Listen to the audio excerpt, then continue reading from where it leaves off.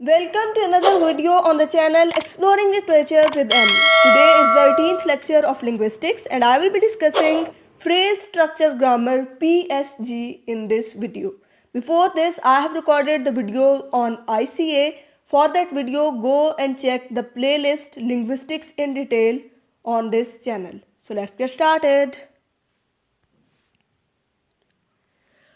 Phrase structure grammar की अगर हम बात करें तो ये जो फ्रेज स्ट्रक्चर ग्रामर है ना, ये तब वजूद में आया जब ब्लूमफील्ड ने आईसीए दिया ना, तो उसके जो फॉलोअर्स थे, उसके जो सक्सेसर्स थे, उन्होंने कहा कि इसमें कुछ जो है वो खामियां हैं और उन्होंने कहा कि इन खामियों को हमें दूर करना चाहिए। ठीक है, उन्होंने जो है वो डिस्ट्रीब्यूशनल क्राइटेरिया के हिसाब से जो है वो इनको तरतीब दिया। उसके बाद नॉम चॉम्स्की में जो है वो इसके अंदर मैथमेटिकल टर्म्स वगैरह को भी ऐड किया। ठीक है, और मज़ीद ये है कि फ्रेज स्ट्रक्चर ग्रामर जो है वो ऑफ शूट है इमीडिएट कॉन्स्टिट्यूएंट एनालिसिस का, और ये जो है ये सक्सेसर ऑफ जो ब्लूमफील्ड थे, उन्होंने इसको इन्वेंट किया। और क्या था कि ये जो है ये फ्रेज स्ट्रक्चर ग्रामर जो है वो ट्रांसफॉर्मेशनल जनरेटिव ग्रामर जो कि नॉम चॉम्स्की ने दी थी 1957 में, उससे पहले जो है ये फ्रेज स्ट्रक्चर ग्रामर जो है आईसीए के बाद इंट्रोड्यूस करवाया गया था। ठीक है, और ये जो है बेसिकली ये जो है ये एनालिसिस करता है सेंटेंस का। ठीक है, और ये जो है वो ट्रेडिशनल फ्रेजिंग की बेसिस पर जो है सेंटेंस का एनालिसिस करता है, और इस तरह का जो एनालिसिस है उसको आजकल जो है वो फ्रेज स्ट्रक्चर एनालिसिस या फ्रेज स्ट्रक्चर ग्रामर जो है वो कहा जाता है। अगर हम इसकी डेफिनेशन की बात करें तो phrase structure grammar is a type of grammar. सबसे पहली बात हमें क्या समझ आई कि ये जो है ये ग्रामर की एक टाइप है in which a sentence is divided into minimal possible unit. ठीक है, जो सबसे छोटा पॉसिबल यूनिट है ना एक सेंटेंस का, जिसके बाद मज़ीद डिवीज़न नहीं हो सकती सेंटेंस की, उसमें जो है वहाँ पर जाकर जो है सेंटेंस को छोड़ा जाता है कि जो मिनिमल पॉसिबल यूनिट है, जिसके बाद जो है वो सेंटेंस जो है वो इनडिविजिबल होता है, उस लेवल पर जाकर जो है सेंटेंस को डिवाइड किया जाता है। ठीक है, और फिर क्या होता है, and also labelled properly according to grammatical arrangements, और उसको जो है फिर लेबल भी किया जाता है ग्रामेटिकल अरेंजमेंट्स के मुताबिक। उसकी ग्रामेटिकल अरेंजमेंट होती है और उसकी लेबलिंग भी होती है। ठीक है, क्या है कि फ्रेज स्ट्रक्चर ग्रामर एक ग्रामर की टाइप है जिसमें सेंटेंस को जो है वो smallest minimal unit indivisible unit तक जो है वो लेकर जाया जाता है, डिवाइड किया जाता है, और उसको जो है फिर ग्रामेटिकल कैटेगरीज के मुताबिक ग्रामेटिकल अरेंजमेंट्स जो हैं उसकी वो की जाती हैं, उसको लेबल किया जाता है। अगर हम बात करें कि इसके कितने वर्जन्स हैं, तो ये जो है इसके 3 वर्जन्स हैं फ्रेज स्ट्रक्चर ग्रामर के। ठीक है, और ये जो बेस्ट नॉन 3 वर्जन्स हैं फ्रेज स्ट्रक्चर ग्रामर के, अगर हम इनकी बात करें तो इनमें जो है सबसे पहले जो हमारे पास आता है that is scale and category grammar. ठीक है, ये जो स्केल और कैटेगरी ग्रामर है ना, that was given by Michael Halliday of London university. ठीक है, माइकल हैलिडे जिनका जो ताल्लुक है लंदन यूनिवर्सिटी से, उनके साथ नाम के साथ जो है इस चीज़ को जो है ये जो स्केल एंड कैटेगरी ग्रामर है इसको जो है उनके नाम के साथ जो है वो मंसूब किया जाता है।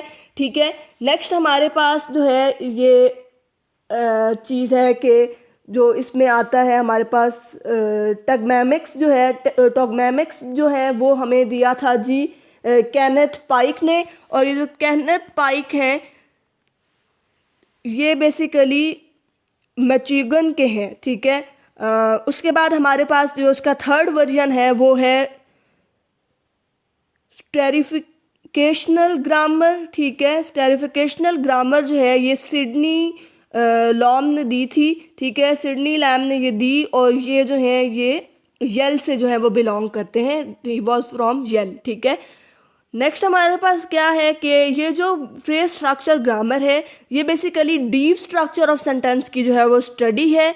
ठीक है, और क्या होता है कि हम जो है वो सब्जेक्ट, प्रेडिकेट और ट्रेडिशनल ग्रामर और आईसीए, इन सब को जो है हम मिक्स करके जो है एक डीप मीनिंग जो है वो तलाश करने की कोशिश करते हैं, ठीक है। और जो है ना डीप स्ट्रक्चर को जो है वो कैटेगराइज करने की जो है वो कोशिश की जाती है, ठीक है।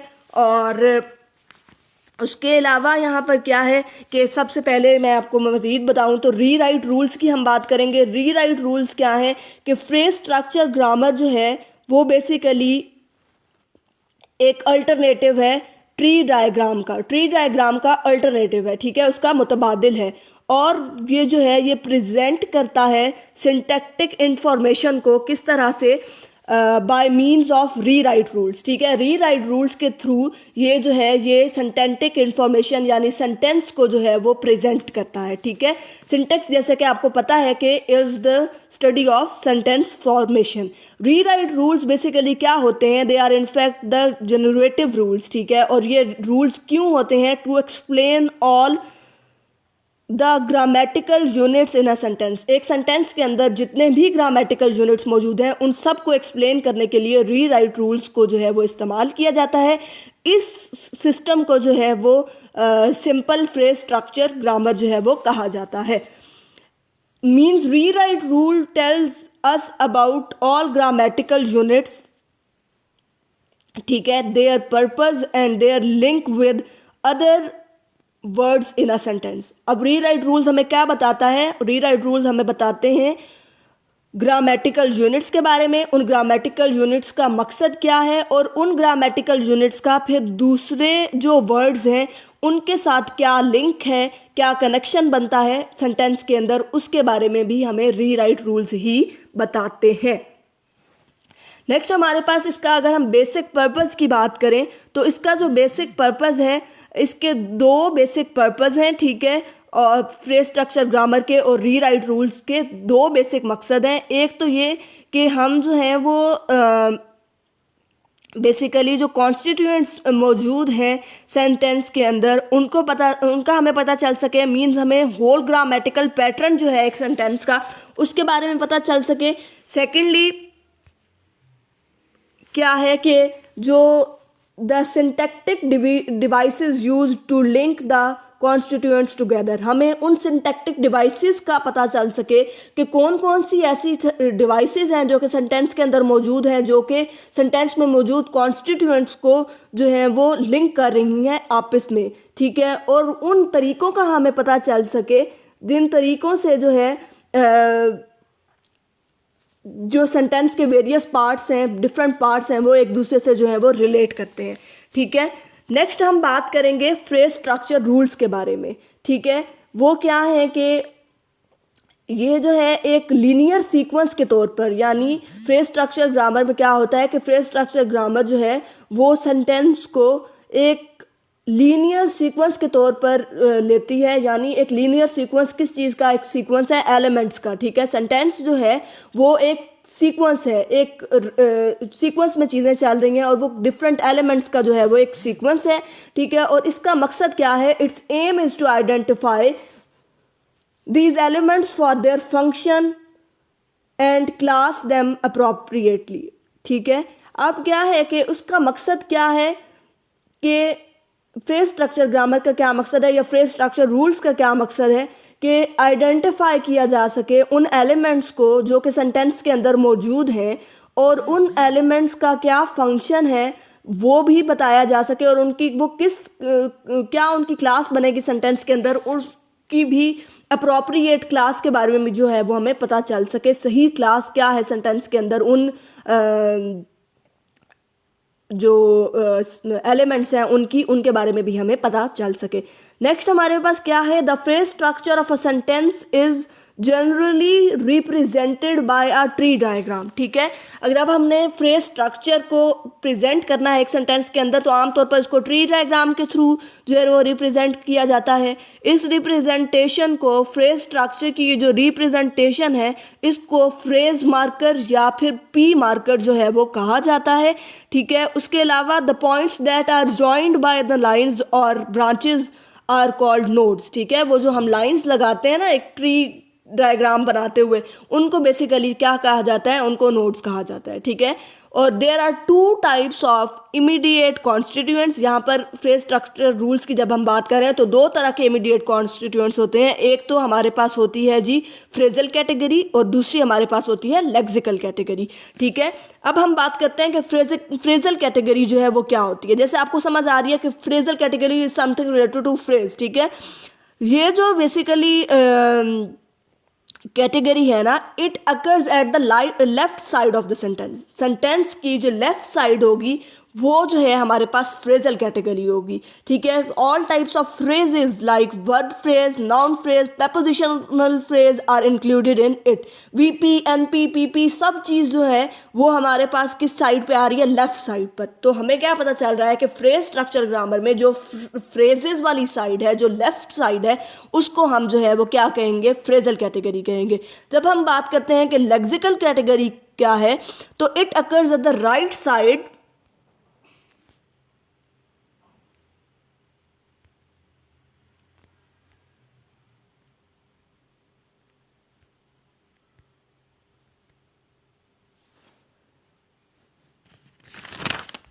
ऑफ अ सेंटेंस, ठीक है। सेंटेंस के राइट साइड पर जो है वो हमारे पास जो है वो हमारी लेक्सिकल कैटेगरी है, ठीक है। All types of optional units, जितने भी ऑप्शनल्स हैं, फ्रेजेस तो जाहिर है कि ऑप्शनल नहीं होते, लेकिन बाकी चीज़ें ऑप्शनल होती हैं, जैसे वर्ब्स, एडजेक्टिव्स, ठीक है, वो जो है वो इंक्लूडेड होती हैं। आर्टिकल्स वगैरह दे आर इंक्लूडेड इन आपके पास जो आपकी लेक्सिकल कैटेगरी है उसमें वो शामिल होते हैं, ठीक है।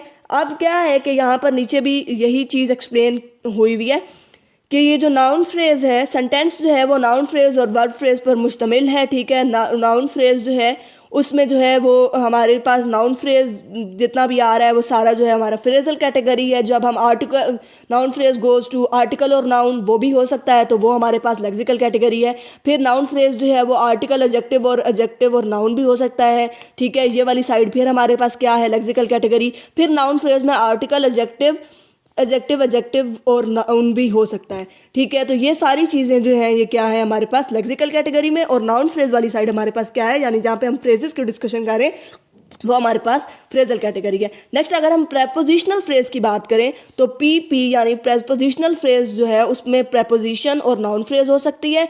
अब जो जहाँ पर हमने बताया कि प्रेपोजिशनल फ्रेज कौन सी वाली साइड है, वो हमारे पास यानी जो लेफ्ट साइड है वो हमारे पास फ्रेजल कैटेगरी है। राइट साइड पे जहाँ पर हमारे पास प्रेपोजिशन और नाउन फ्रेज है वो हमारे पास लेक्सिकल कैटेगरी है। इसी तरह वर्ब फ्रेज की अगर हम बात करें तो वर्ब फ्रेज में भी जो हमारे पास लेफ्ट साइड है that is for phrasal category, right side is for lexical category. Verb phrase में वर्ब हो सकता है, वर्ब फ्रेज में वर्ब और नाउन फ्रेज हो सकता है, वर्ब फ्रेज में वर्ब, नाउन फ्रेज और प्रपोजिशनल फ्रेज हो सकता है, वर्ब फ्रेज में वर्ब, प्रपोजिशनल फ्रेज हो सकता है, वर्ब फ्रेज में verb, noun phrase, prepositional phrase और एडवर्ब भी हो सकता है, ठीक है। नेक्स्ट अगर हम बात करें ट्री डायग्राम की, मतलब अगर हम ट्री डायग्राम के थ्रू जो रिप्रेजेंटेशन होती है सेंटेंस की फ्रेज स्ट्रक्चर ग्रामर में, अगर हम उसकी बात करें तो यहाँ एक सेंटेंस लिखा हुआ है जो कि आप अपनी स्लाइड्स पर भी देख सकते हैं। The man followed a girl, ठीक है। अब ये जो सेंटेंस है, सबसे पहले the man followed a girl, ये एक सेंटेंस है और इसको हमने किस सिंबल से डिनोट कर दिया, एस से, एस फॉर सेंटेंस। फिर हमारे पास क्या है कि हमने इस सेंटेंस को डिवाइड किया दो चीज़ों में, the man followed a girl, दो पार्ट्स में हो गया। द मैन वाली साइड जो है वो हमारे पास नाउन फ्रेज है और फॉलोड अ गर्ल वाली हमारे पास वर्ब फ्रेज है। यहाँ पर गलती से जो है वो नाउन फ्रेज लिखा गया है, यहाँ पे वर्ब फ्रेज है, ठीक है। अच्छा, अब क्या है कि दो कैटेगरी, दो पोर्शन में डिवाइड हो गया, नाउन फ्रेज और वर्ब फ्रेज, ठीक है। अब हमने नाउन फ्रेज को फर्दर जो है वो डिवाइड करना है। जाहिर है मैंने आपको बताया था स्मॉलेस्ट मिनिमल यूनिट में आपने उसको लेके जाना है, ठीक है। स्मॉलेस्ट मिनिमल कॉन्स्टिट्यूएंट में आपने उसको लेकर जाना है, ठीक है, जहाँ पर वो मज़ीद डिवाइड ना हो सके, इनडिविजिबल हो जाए। तो द मैन जो है उसको अगर हम डिवाइड करें तो द यहाँ पर आर्टिकल है और मैन जो है वो नाउन है। फिर अगर हम वर्ब फ्रेज वाली साइड पर जाएं, फॉलोड अ गर्ल, फॉलोड जो है यहाँ पर वर्ब है, आ गर्ल जो है वो यहाँ पर नाउन फ्रेज है। अब अगर हम इस नाउन फ्रेज को मज़ीद डिवाइड करें, आ गर्ल जो है उसमें आ जो है वो आर्टिकल है, ठीक है, और गर्ल जो है वो हमारे पास नाउन है, ठीक है। नेक्स्ट एक और सेंटेंस है, the large furious black dog looked out the window. अब ये जो पूरा सेंटेंस है इसको हमने एस के सिंबल से डिनोट कर दिया। फिर हम इसकी नाउन फ्रेज और वर्ब फ्रेज में डिवीजन करेंगे। नाउन फ्रेज वाली साइड कौन सी है? The large fierce black dog, ये जो है हमारे पास नाउन फ्रेज है। लुक्ड आउट द विंडो जो है हमारे पास वर्ब फ्रेज है। ठीक है, अब हमने इसको दो पोर्शंस में डिवाइड कर दिया। अब हम नाउन फ्रेज की डिवीजन पे आएंगे। The large fierce black dog. ठीक है, यहाँ पर द हमारे पास आर्टिकल है, लार्ज फेरिस ब्लैक जो है वो हमारे पास क्या है? एडजेक्टिव्स है, और डॉग हमारे पास नाउन है। अब अगर हम जो है वर्ब फ्रेज वाली साइड पे आए, लुक्ड आउट द विंडो, तो लुक्ड आउट द विंडो में लुक्ड हमारे पास वर्ब है, out the window prepositional phrase है। फिर अगर मज़ीद हम इस प्रेपोजिशनल फ्रेज को जो है वो डिवाइड करें आउट द विंडो को, तो आउट जो है वो हमारे पास जो है वो यहाँ पर प्रेपोजिशन बन जाती है। द विंडो को अगर हम डिवाइड करें तो द हमारे पास जो है वो आर्टिकल है, और विंडो जो है वो हमारे पास नाउन है। ठीक है, नेक्स्ट अगर हम बात करें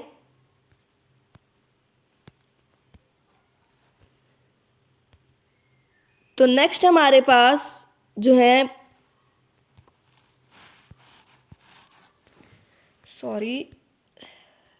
नेक्स्ट जो हमारे पास हैं वो हैं जी qualities of phrase structure grammar. ठीक है, इसकी कौन कौन सी क्वालिटीज़ हैं, अगर हम उनके बारे में बात करें तो जो फ्रेज स्ट्रक्चर ग्रामर है ना, ये बेसिकली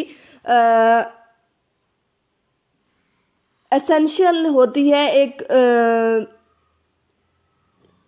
सेगमेंटेशन और कैटेगराइजेशन के लिए, ये ज़रूरी है। ठीक है, नेक्स्ट हमारे पास क्या है कि ये एक टैक्सोनॉमिक मॉडल है, मतलब एक ग्रामर का टैक्सोनॉमिक मॉडल है, और ये जो है ये बेसिकली क्या करता है कि एलिमेंट्स की जो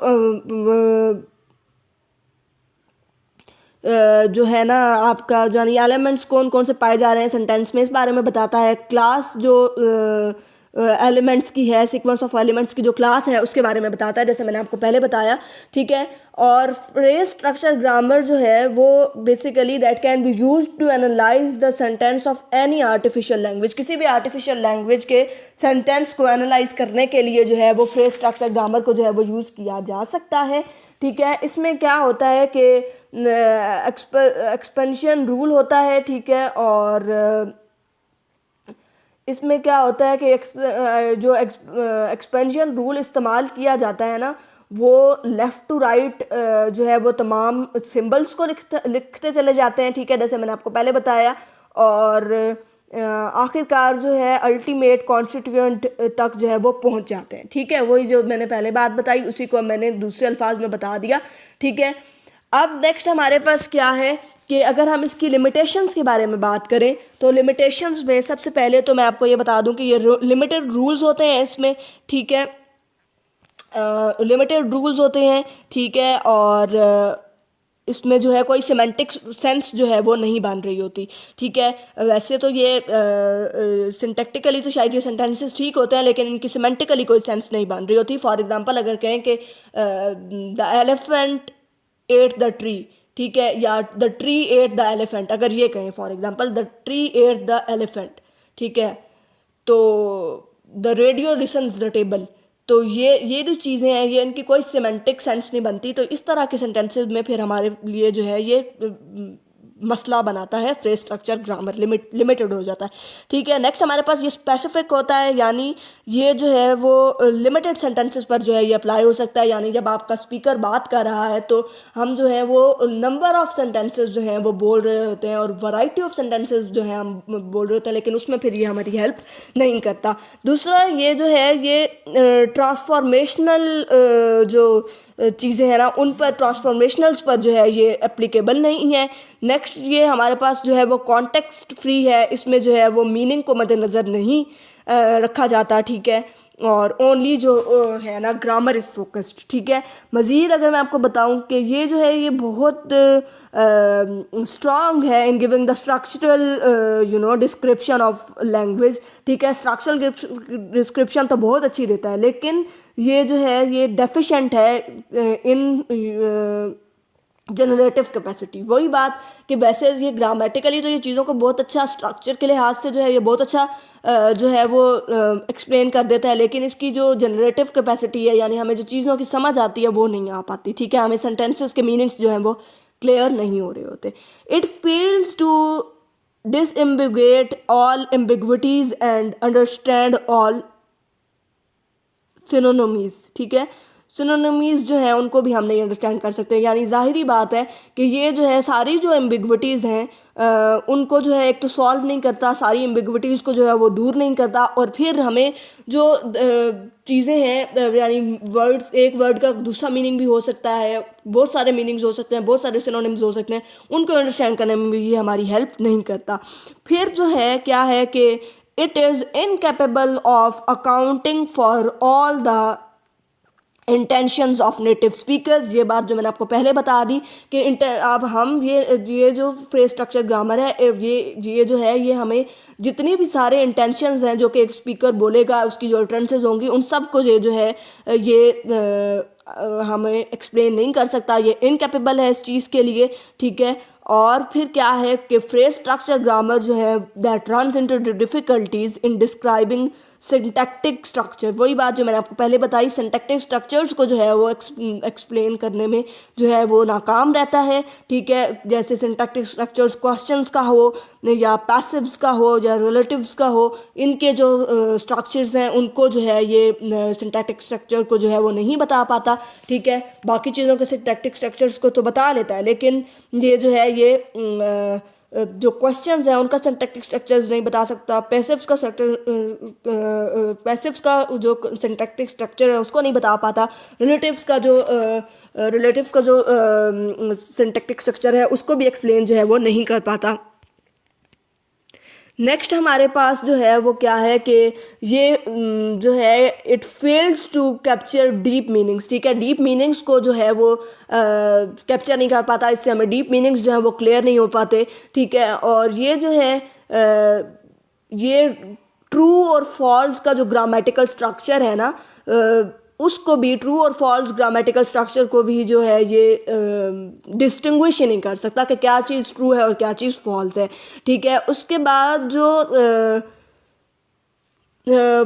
प्रॉब्लम्स जो फ्रेज स्ट्रक्चर ग्रामर में जो प्रोसेसेस डालते हैं उनमें हमारे पास एम्बिग्विटीज़ शामिल हैं, सिनोनिमीज़ शामिल हैं। ठीक है, परम्यूटेशंस शामिल हैं और डिसकॉन्टिन्यूअस जो है वो भी शामिल है, यानी ये डिसकॉन्टिन्यूअस भी है, ये सिनोनिमीज़ को भी एक्सप्लेन नहीं कर पाता, एम्बिग्विटीज़ भी शामिल है इसमें। तो ये जो सारी चीज़ें हैं ये फ्रेज स्ट्रक्चर ग्रामर को जो है ये लिमिटेड, इसकी जो लिमिटेशंस है वो ये हैं। अब इसके अंदर जो है वो जाहिर है कि कुछ जो है वो लिमिटेशंस थी, लिमिटेड था, इसमें कुछ चीज़ें जो थी वो कम थी। तो उसके बाद जो है वो फिर ट्रांसफॉर्मेशनल जनरेटिव ग्रामर जो कि नॉम चॉम्स्की ने दी वो आई। ठीक है, और उसने कोशिश की कि वो जो बाकी ये जो चीज़ें हैं फ्रेज स्ट्रक्चर ग्रामर में जो दायरा है कि कमियां थी उनको जो है वो दूर करे। ठीक है, तो अब जो नेक्स्ट मेरी वीडियो होगी वो मैं ट्रांसफॉर्मेशनल जनरेटिव ग्रामर पर बनाऊंगी। Do let me know in the comments कि आप मज़ीद किन टॉपिक्स पर वीडियोस चाहते हैं और मुझे बताया करें कि आपको जो है वो वीडियो कैसी लगी।